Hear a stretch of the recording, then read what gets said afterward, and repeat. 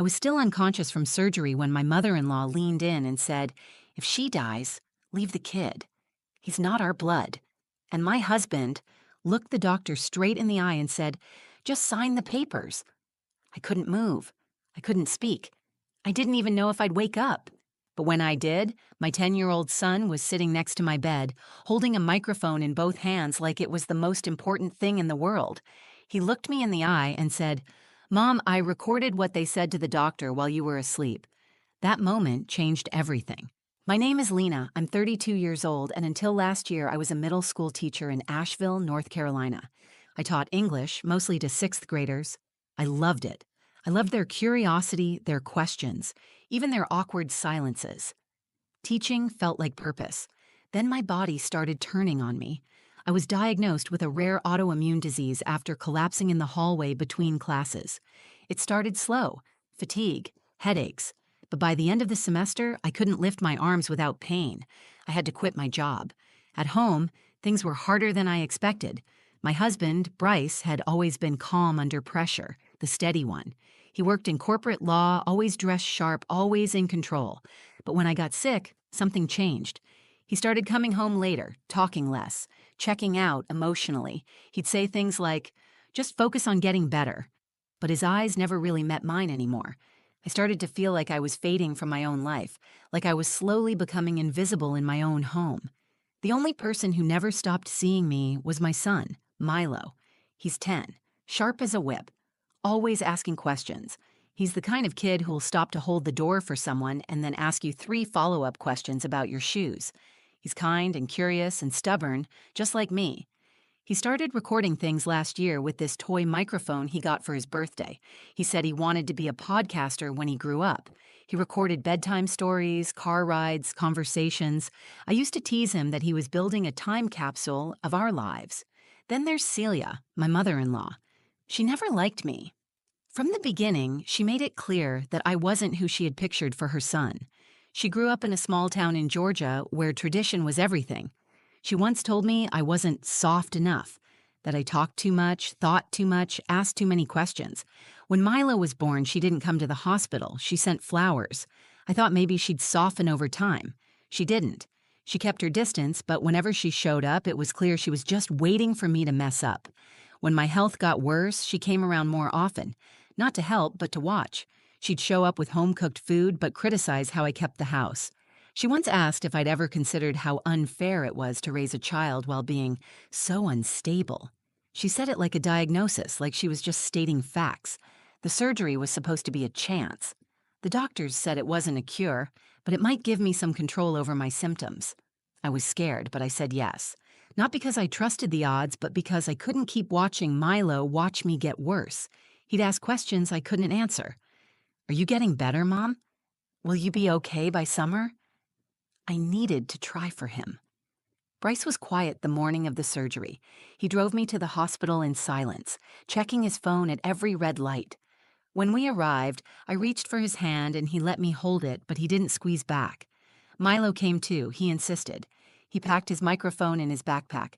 "In case I need to tell the story later," he said. I smiled and told him I'd be back before he knew it. They prepped me for surgery. The lights were cold. I could hear the beep of machines and nurses' shoes moving across tile. I looked at Milo. He looked so small in that chair. I reached out and he took my hand with both of his. He said, "I'll be right here, Mom." I told him I loved him and that I'd see him soon.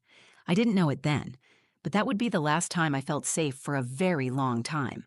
I don't remember much from the surgery itself.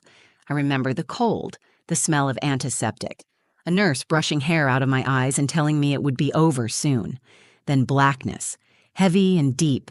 They said I was under for almost 6 hours. It was supposed to be 4, but there were complications.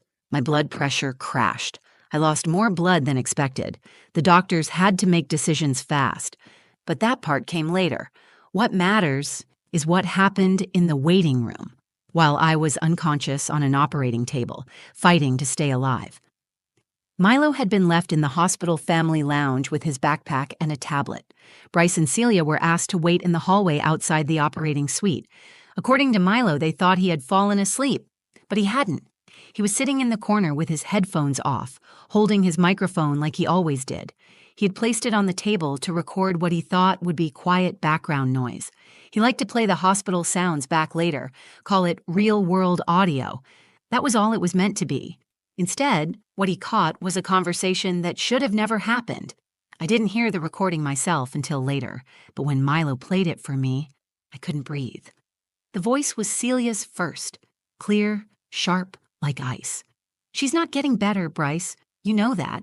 The girl's been dragging you down for years. If she dies on that table, you need to think about your future. You're still young. You can start over. But dragging that boy around, he's not even your blood." That was when I stopped the recording the first time. Milo looked up at me, his eyes wide. He said, "There's more, Mom." I told him I needed to hear it all. Then Bryce's voice, lower, flatter, like he was talking about a meeting at work. "I know. I'll sign whatever they need. She wouldn't want to live like that anyway." "You're doing the right thing," Celia said. Then it clicked. They weren't just giving up on me. They were ready to erase me. Bryce had signed a DNR, do not resuscitate, order, without my consent, without telling me, without even speaking to the doctor about my actual wishes. I had never signed one, never even discussed it, but they didn't care. They assumed I wouldn't make it, and instead of praying I'd pull through or sitting at my bedside, they were already making plans for a life without me. And Milo was sitting 10 feet away recording it all. He told me later that something about the way they whispered made him feel sick. He didn't understand every word, but he understood the tone. He said it sounded like they were deciding something they had no right to decide. I survived that surgery. Somehow, despite the odds, I made it through. When I woke up, the room was spinning and my body was on fire. A nurse was checking my IV line. I could barely talk, but I asked, "What happened?" She paused and said, "You had a hard time, but you pulled through. There was a DNR on file, but your vitals stabilized before it became an issue." The words hit me like a slap. A DNR. I hadn't signed anything. Milo was there. He was sitting beside my bed with his backpack in his lap. His face looked tired and scared, but also calm, like he'd been holding something in for too long. "Mom," he said, "I need to tell you something. I recorded what Dad and Grandma said when you were asleep."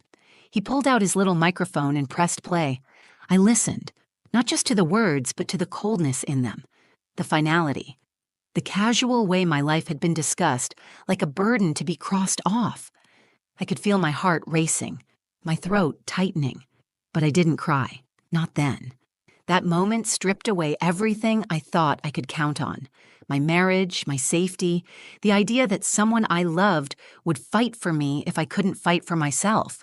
The people I had trusted the most had chosen convenience over compassion. I had almost died, and they were ready for it. But Milo wasn't. He didn't understand everything, but he knew enough, and he held on to the truth like it was a lifeline, because it was. I lay there in the hospital bed listening to that recording play through my son's tiny speaker, and everything I thought I understood about my life cracked open. When it ended, Milo looked up at me and said, "I didn't mean to spy. I just wanted to record the hospital sounds, but I think they were talking about you dying." I didn't know what to say. I was still connected to 3 IVs and wearing a heart monitor, but inside I felt colder than I ever had before. My husband, my legal next of kin, had signed a DNR for me behind my back. His mother, who had always treated me like I didn't belong, was the one pushing him to do it. And if I hadn't pulled through the surgery, that one signature would have been the end of my story. I asked Milo to hand me the recorder. I replayed the conversation twice. The second time, I listened as a mother, and something inside me ignited. It wasn't just betrayal, it was survival. Someone had tried to take my future from me, and the only reason I was still here was because my son was smart enough, brave enough to listen when others would have looked away. I pressed the nurse call button. A woman named Angela came in. She had kind eyes and looked exhausted, like someone who had spent a long night on her feet. I told her I needed to speak with the attending physician and a patient advocate. She asked if I was in pain. I said, "Not the kind you can treat with medicine." She came back 10 minutes later with Dr. Harris, the surgeon who'd operated on me, and a hospital administrator. I asked them to sit down. I told them I had never signed a DNR. They looked at each other like they already knew something was wrong. I held up the recorder and said, "I think you need to hear what was said in your waiting room while I was unconscious." I played the clip for them. The room went silent. No one interrupted.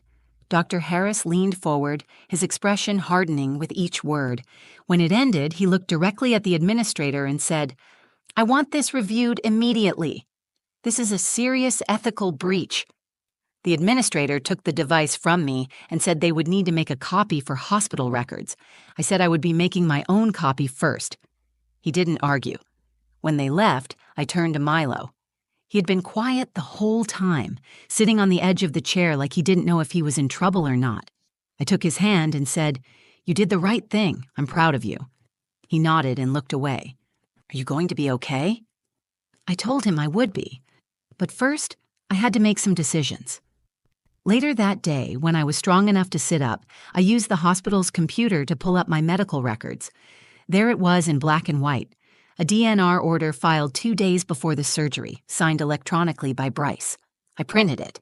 Then I called my lawyer. We had worked together before, back when Bryce and I bought our first house. She knew me well enough to know I wasn't someone who made threats. Told her everything. The secret DNR, the recording, the plan to walk away with Milo if I died. She didn't hesitate. "Do you want to move forward with divorce and full custody?" "Yes," I said, "immediately." Bryce didn't come to the hospital that day, or the next. Celia didn't call. There were no flowers, no texts, no concern. I think they were waiting for the dust to settle. But I wasn't going to wait. The hospital launched an internal investigation. I gave them the full recording. They confirmed the DNR was unauthorized and illegal. They apologized formally and said new procedures would be put in place to prevent something like this from happening again. I didn't cry during any of it. I felt like my heart had hardened into something unbreakable, but Milo's hand in mine reminded me I wasn't alone. He had protected me in the one way he knew how. He had listened. He had acted. In a world where grown adults had betrayed me, my 10-year-old son had saved my life, and I was ready now, ready to protect him, ready to protect myself. The day I was discharged from the hospital, I didn't go home. I walked out with my discharge papers in one hand and Milo's fingers wrapped tightly around the other. My lawyer had already filed for emergency custody and a protective order. We were checked into a short-term rental by that evening. It was a quiet apartment across town, just a one-bedroom with a fold-out couch, but it felt like a new world, not because it was beautiful, but because I was free. Milo and I were out of their reach. The hospital had finished its investigation. They confirmed what I already knew. The DNR was forged. Bryce had used his legal background to access the patient portal and submit the order under my name.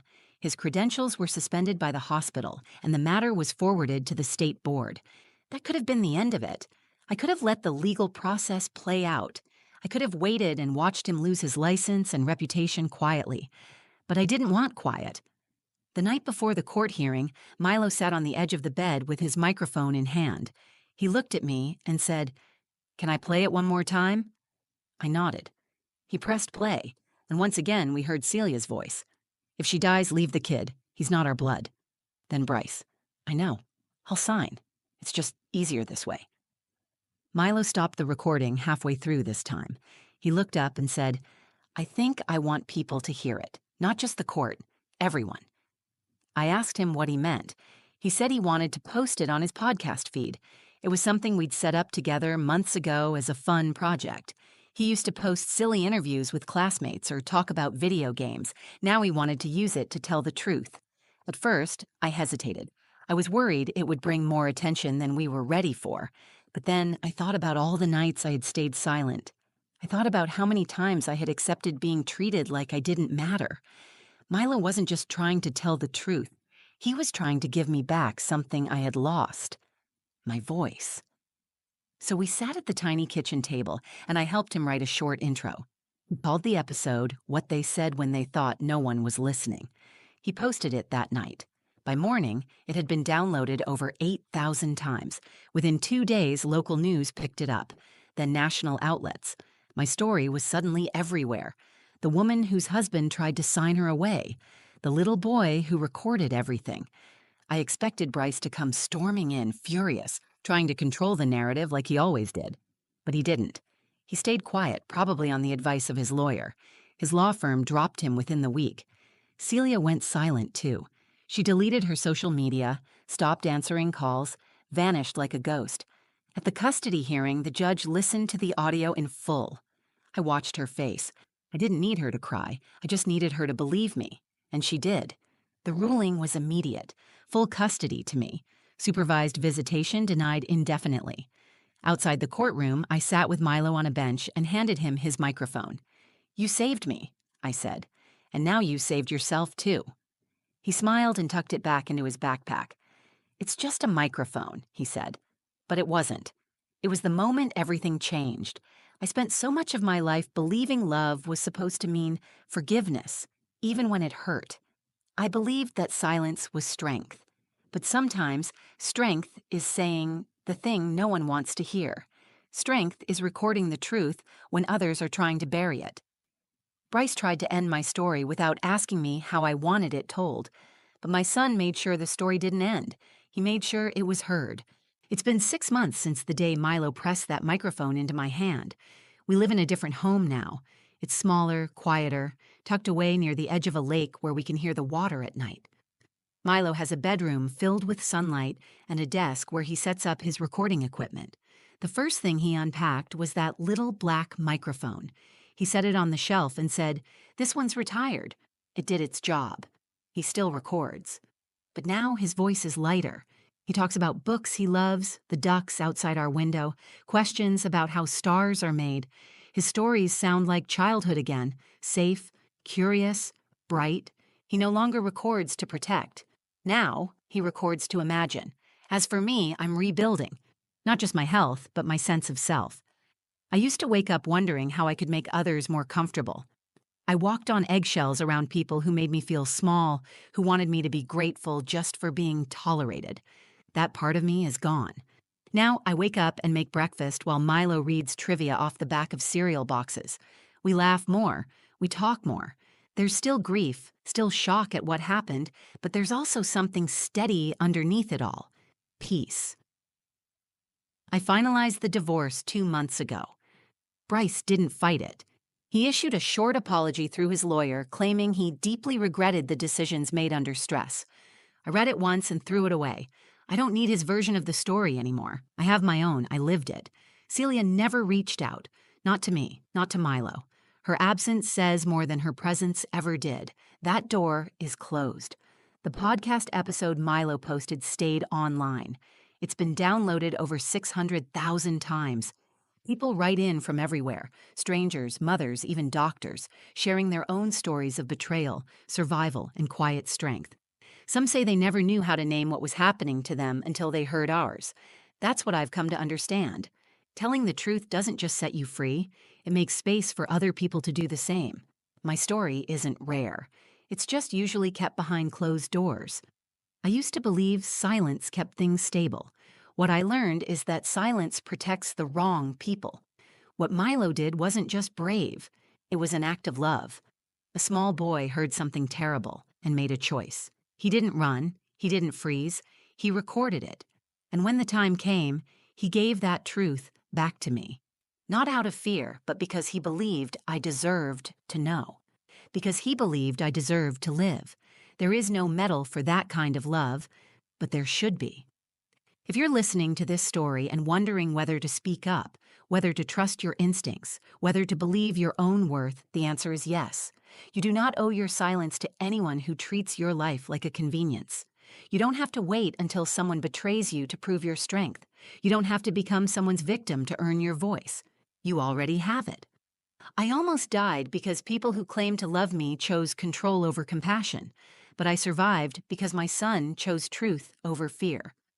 This isn't a story about revenge. It's not about getting even. It's about reclaiming the right to exist fully, to be loved without conditions, to be believed without begging. Milo still asks if I'll ever go back to teaching. Maybe I will. But right now, I'm learning too. I'm learning how to live without apology. I'm learning how to protect my peace the way he protected me. This chapter didn't start the way I wanted, but I get to choose how it ends. And this time, I'm writing it myself. If this story moved you or if you've ever felt unseen, unheard, or underestimated, know that you're not alone. And know this: you are never too far gone to reclaim your voice, your power, or your future. Thank you for listening to my story. It wasn't easy to tell, but it was necessary. For me, for Milo, and maybe for someone out there who needed to hear it. If this meant something to you, please like the video so others can find it. Share it with someone who might need courage. Comment below. I read everyone. And if you want more real stories that speak truth and strength, subscribe to the channel. Your voice matters here. Until next time, take care of your story. You never know who it might save.